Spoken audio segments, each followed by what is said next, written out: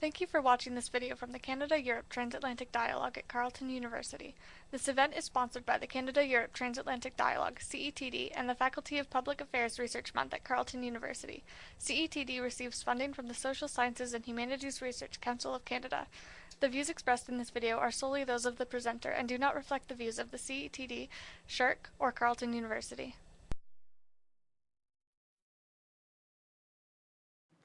Thank you for coming. Thank you for having me, Joan. Very pleased to be here. I'll hopefully be complementing a number of the things that Sibyl said in particular, but I'll be pitching what I say at a sort of broader level and bringing it to sort of compare and contrast EU and Canada on climate policy specifically. So, one context will be to sit there and say, getting the words Canada, EU, climate change and dialogue, especially the title of the cluster that Joan's run for the last 7 years, in the same sentence is not an easy one. Which is to say that for most of the last 10 years, the life of your project, there has been no dialogue between the two parts of the world on climate change, or maybe more precisely, to the extent that there has been a dialogue, it's been the Canadian federal government trying to get EU governments to let them increase their greenhouse gas emissions, not reduce them, notably with the negotiations over the Fuel Quality Directive and the inclusion of aviation in the European Union ETS. So what we have as a context for most of the last 10 years is radically divergent climate policy paths across the two regions or countries, and radically different emissions trajectories, which make the task of comparison and dialogue rather difficult. On the other hand, we've got a context where we do have, in the last 5 months ago, 4 or 5 months ago, the election of a government, federal government in Canada, which seems to many observers to create lots and lots of possibilities for new forms of dialogue. To the extent that it's the case, as I'll show, and as well known, that EU climate policy is way ahead of Canadian federal level climate policy, to the extent that that's to be judged in terms of getting a downward path on greenhouse gas emissions, then the sort of lessons learned part of a dialogue is mostly is in principle a one-way one, where what could Canada learn from the EU about reducing emissions, given that the EU has been able to do it much more than Canada has. There was no point in asking the question until you had a government that actually wanted to reduce its emissions and therefore might be seeking to learn some lessons. So those are two contexts. And then the third context for what I'll say, which is mostly very well known, and I won't touch too much on those except where they become really crucial for the things I want to say, is the institutional and structural similarities and differences between Canada and the EU. On the one hand, they can both be understood as relatively decentralized federal systems of some sort or another. And I'd echo what Inga said, which is that in the environmental policy domain, climate policy domain, in many ways, Brussels looks like an actor with more authority than Ottawa does, if I understood you correctly, but I think you basically said that. That I think that's true, but also where both of them face very significant tasks of coordinating policy interventions across a range of levels, not just, I mean, in some ways, not just federal, national, federal, provincial, but federal, national, local, municipal actors playing a very important role in determining the climate policy, greenhouse gas emissions through transport, housing, and city planning and the like. Okay, so this is the really crude these are the really crude trajectories, just to underscore the point about the radically divergent paths. Canada's per capita emissions are over twice as high as the EU 28 members. And those are 2015 figures. The EU's emissions are reduced by 16% since 1990. Canada's have increased by 25%.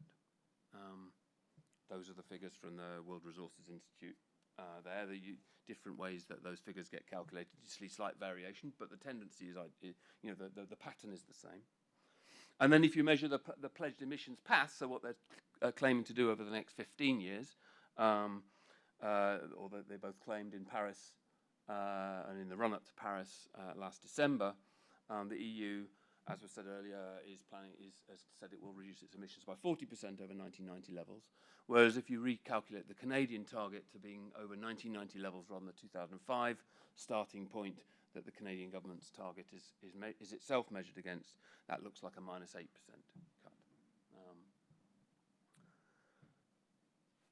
And then if you look at the past relationship to the multilateral system, again, those are themselves radically divergent. Right? The EU as a collectivity has exceeded its performance required under the Kyoto Protocol. Canada never implemented any policies at the federal level that could have got us anywhere near meeting our targets, and then withdrew in 2011. So I think that's reasonably comfortable for saying radically divergent paths, if you weren't aware of that already. But so what I want to take from that, which is partly on the second point that I said in the first slide, which is to say, well, if we now have a new situation where a government in Ottawa might want to be thinking, seems to be wanting to think, okay, how do we actually get our emissions under control on our downward path rather than the upward path, then what might we learn from other parts of the world which have started to do that, notably but not necessarily exclusively the EU. And I'm going to pick, there's lots and lots of things we could do, we could say about to advance this sort of argument or to develop these sorts of ways of thinking, but I'm going to focus on three, the three that you see in front of you. The first thing, which I think was underscored in what Sibyl said when she was talking about the Energiewende, is that what you see in both in individual countries like Germany, Sweden, Britain, which are maybe, and Holland maybe, which are the sort of most developed in these sorts of policy instruments at the national level, but also at the EU level as well, is a series of is an institutional capacity to engage in a number of planning tasks where you can ask the question, how are we going to get to zero fossil fuel use by 2050? And to work backwards from that and think about that as a transitions problem. So we'll use the word transitions, right? So it's not sitting there and say, well, okay, how do we cut our emissions 10% and then another 10% and then another 10%? Although at some point you do that question. It's starting from the end goal of the transformation of the energy economy and working backwards and saying, what do the requirements of that transition, that transformation require of us? So in some ways it's worth emphasizing this is a really novel sort of policy problem. Policymakers aren't used to thinking about engineering a widespread transformation. It's not really something many of them feel enormously comfortable about. Tinkering is the more normal mode of doing things. But that is nevertheless what climate change sort of requires. And when people use the word decarbonisation, it's sort of recognizing that policymakers and business leaders and social movements and other actors in the process have internalized the notion that what we are doing is organizing a radical transformation of the energy economy. And therefore, pretty much everything we do, because there's energy in every single daily activity we engage in. So this, when you look at countries in the EU and the EU as well, what you've got is therefore a set of things where they are monitoring emissions trends in more or less real time, meeting relatively at high political levels, monitoring those trends, forward projecting the impacts that they think their policies will have, even knowing that what their knowledge about what the impacts of those policies will be is highly uncertain. And creating a sort of feedback loop to continuously tighten policy. Even doing so when they know that, when they don't have full knowledge of what the long-term impact of a policy, let's say you adopted a policy 2 years ago, you're not really going to know what its impact is retrospectively until 5-10 years down the line. But you're having to make constant decisions to tighten up policy even in advance of having that knowledge.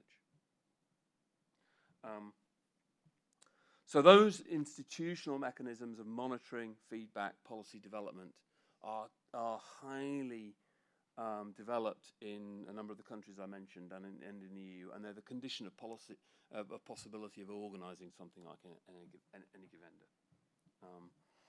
And Brussels is doing that, and a number of the more advanced member states are doing that on a pretty much week-by-week basis. And I don't see anything of that ilk existing in Canada pretty much anywhere. And so I think that one of the lessons is to develop that capacity to do that strategic planning and a feedback loop into policy intervention and so on. The best places where you might see it are cities like Vancouver, for example, where you've got at city level, you've got something akin to that emerging. I'm not sure it would be as well developed as in some European countries, but nevertheless. When you look at the places that are doing it the best, the level of political leadership of that is right at the top. It's prime ministers chairing those committees. They're not being delegated to environment ministers to organise that. So, for example, if you look at what's happened as the nascent versions of that in the federal government here, the Cabinet Committee on Energy and Climate, that's chaired by Stéphane Dion, and Catherine McKenna is on it. But you, to my mind, you've got at least 3 ministries that are completely absent from that will be utterly crucial to the if that's to be a strategic coordinating thing for climate policy in Canada, which is you don't have the Prime Minister, you don't have the Finance Minister, and you don't have the Minister for Federal Provincial Affairs, which happens to be also the Prime Minister at the moment, but that's an artifice of how Justin Trudeau's done it. If you look at the analogous committee processes in European countries, those will be all chaired by the Prime Minister, and you would always have the Finance Minister involved, either because it's a budgetary issue for any of the departments that have to actually implement anything, or because fiscal policy is also central.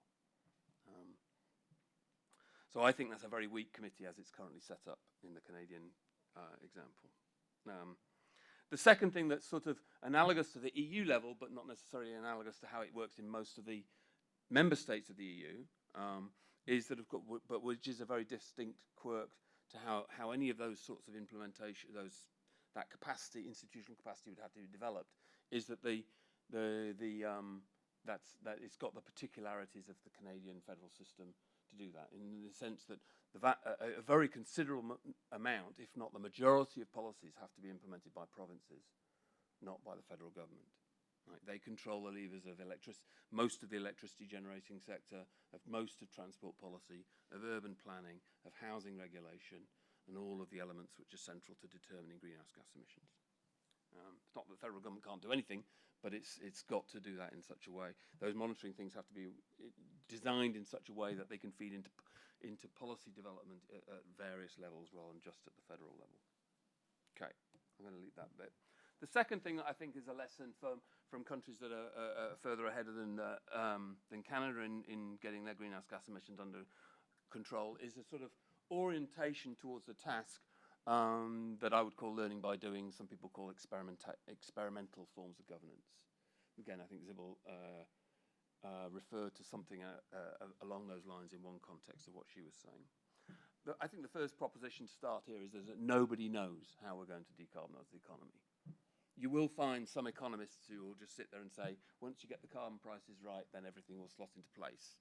And I can have an argument with them outside if there's anybody in the room, but I think that's hopelessly naive when you get into the nitty-gritty detail of the sources of greenhouse gas emissions, the structures of energy markets and energy consumption, which are radically different when you're talking about transport policy to move around cities, to housing regulation, to industrial energy use, to electricity generation and so on. All of those require rather targeted, specific policy interventions. And nobody knows, there's too much uncertainty in the energy system and the interaction effects that people don't know in advance what the impacts of policy are going to be with sufficient precision to know exactly how to intervene. And all of the existing policy most of the existing policy tools that policymakers have are designed to regulate the system, to stabilise a system, not to transform it. So again, the policy tools are likely to be different.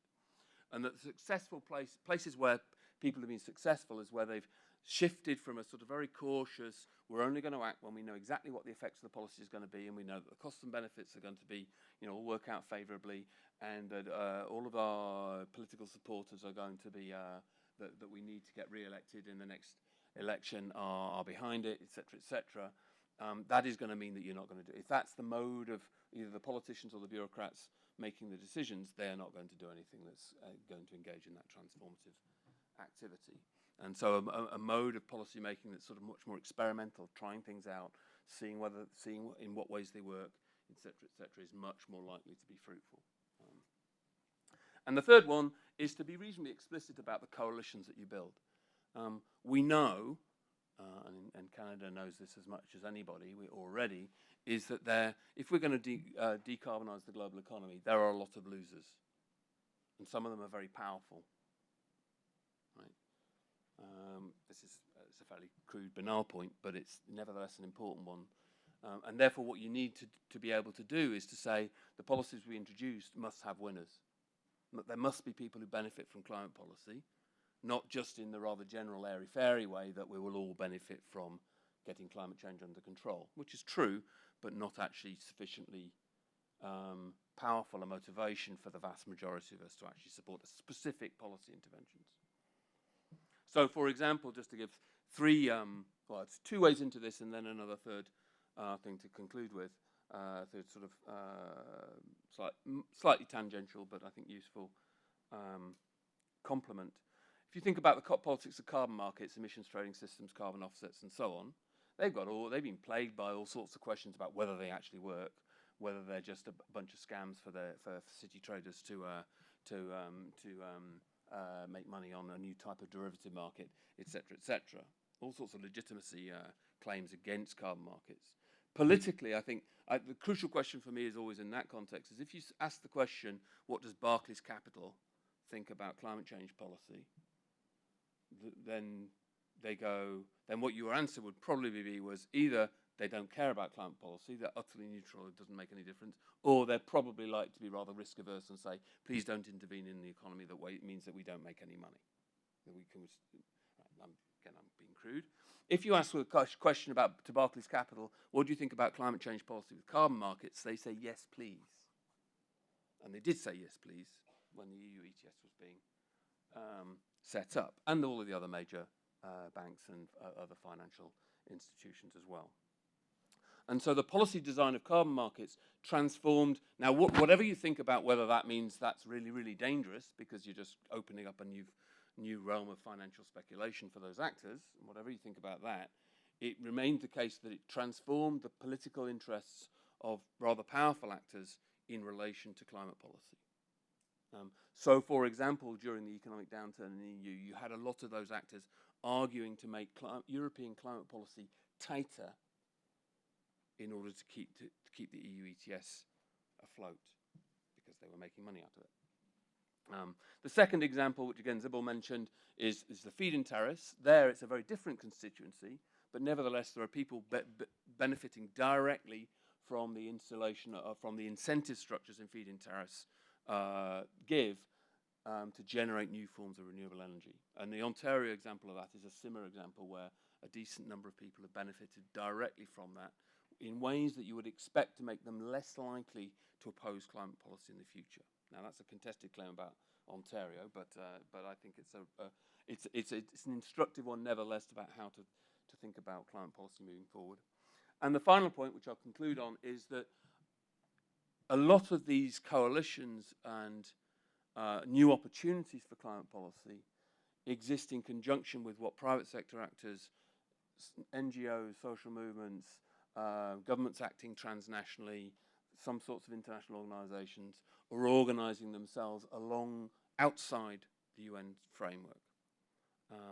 So organizations of institutional investors like the Carbon Disclosure Project create opportunities for governments to get new forms of information about carbon accounting and about where the high carbon emissions are. City networks between major cities like the C40, which Toronto is a member of, albeit one of the smaller members of globally, create opportunities and incentives to sort of lock into the benefits that those transnational or private forms of climate governance might create. That, of course, hopefully becomes a self-fulfilling process in the sense to the extent that national governments step up to more climate policy, that creates new opportunities for things like city networks or institutional investors to do yet more.